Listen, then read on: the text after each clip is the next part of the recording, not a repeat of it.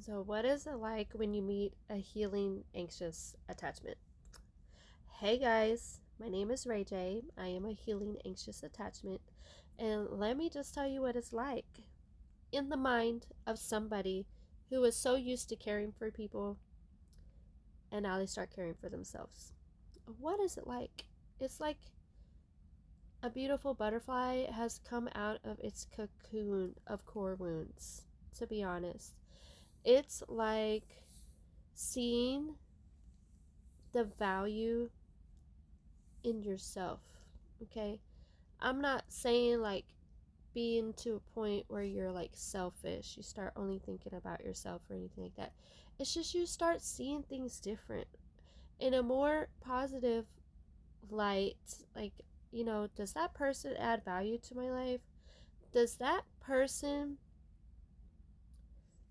actually really want to do the work?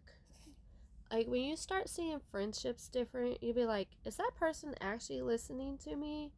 Or are they just here for, the conversation? Like, the surface level conversation.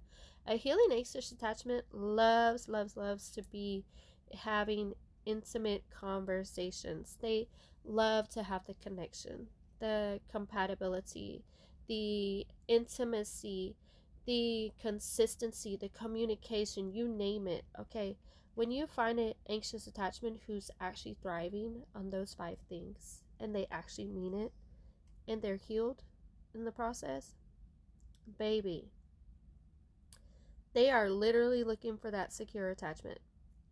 That's it. They're not looking for dismissives. They're not looking for the chaos. They're not looking for any of that kind of stuff. They are looking for that secure attachment because that's the only one that's going to intrigue them. Because now they know boundaries.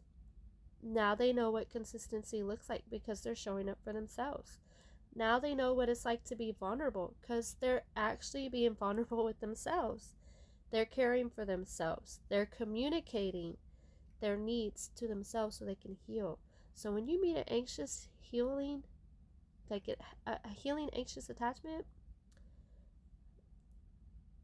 it is the most beautiful and bewildering thing to anybody else. And now suddenly those simple conversations that y'all were having, that them actually chasing people, when an anxious attachment stops chasing people, that's when you know they're truly healed. When they stop putting the expectations on just anyone they meet, when they start accepting that people are going to do what people do, when they start accepting that it's not them, it's you that can't communicate, okay? Because anxious folks, we communicate. We do. But when we start seeing that if you can't communicate, that's a red flag. If you're showing up inconsistent, it's a red flag. If you are not uh, being vulnerable, it's a red flag.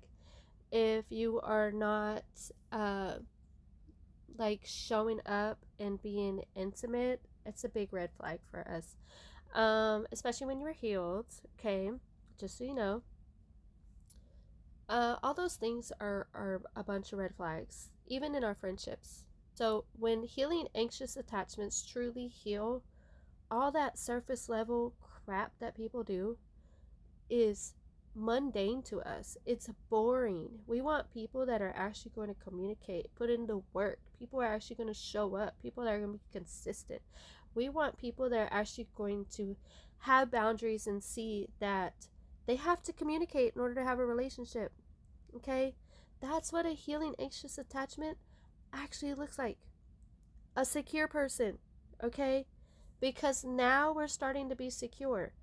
Is it something that's going to happen over like immediate process? No. But when we start seeing it, we start valuing it. When we value ourselves, we communicate with ourselves, we're vulnerable with ourselves, we show up for ourselves. We start doing the work for ourselves because we didn't know how to do that before.